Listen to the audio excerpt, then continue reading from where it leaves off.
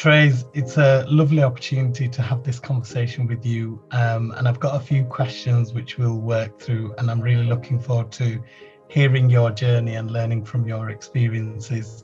So I'll start off by asking you hopefully a really simple question. What attracted you to work with the NHS? So I didn't start my career in the NHS. I started my career in overseas development. I went to university in London and then was really keen, this might come up later in the conversation, was keen to find people who looked like me. So I headed off to Africa, as you do in the 80s, and then stayed working in development for most of the 90s actually. Came back to the NHS in 99 because I wanted somewhere that had similar values to me, so based around sort of patient care, population health. I'd done work in Somalia and Pakistan and Zimbabwe, so really understood and saw actually in the work that I did the real impact you could have on people's lives through health. But actually it wasn't just health, it was water and sanitation and other things. So came into the NHS thinking that the NHS was a bit like that, a bit of the broad public health piece. Wasn't quite that broad, but certainly felt that it had similar values to where I wanted to spend my time and where I really felt that I could make a difference to people's lives, really. What roles have you had along the way? You don't always have to go up in the NHS to grow and develop. You can take a sideways move, you can move into different organisations. So growth doesn't always have to be upwards, I suppose. And I've been very lucky in that I've sort of moved across and around organisations. I started in community services, I went into mental health, I went into tertiary specialist services, I went into acute services, and then I came back into mental health and community here. So, and I think that really rounded view of the NHS is really important because I understand what happens in every organisation, so there isn't really a myth to it.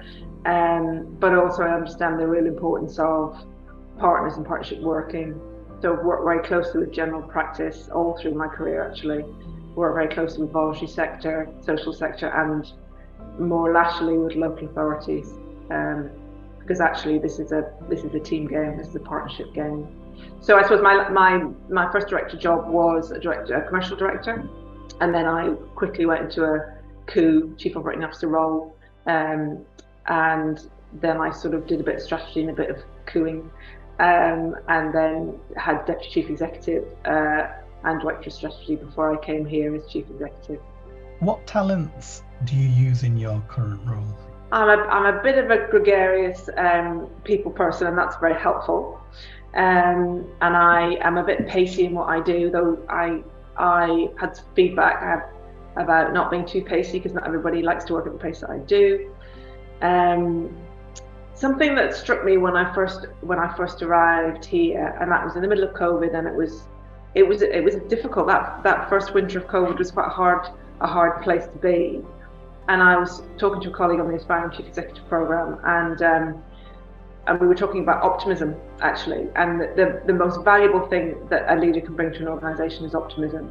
We have to be realistic, but we have to instill a sense of optimism into the organisation that yes, it's difficult, yes, it's challenging, but we will move forward and we will continue to improve and grow so that we can provide the care to our patients and service users, which is the job that we do day in and day out. So cast your mind back to the start of your career. What would you say to yourself if you were advising two things to yourself at the start of your career? What would you say on reflection now? Persevere when you feel things are getting really difficult. I think I have on the whole. So persevere.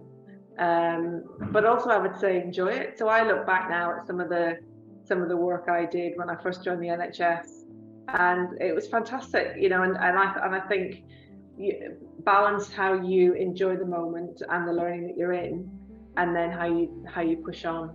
Don't be too hard on yourself actually. I think the NHS sometimes is very much, you go from grade to grade to grade, and you have to be here this time and you have to be here. And actually you can progress in different ways and just enjoy the moment and the learning as you're on the journey.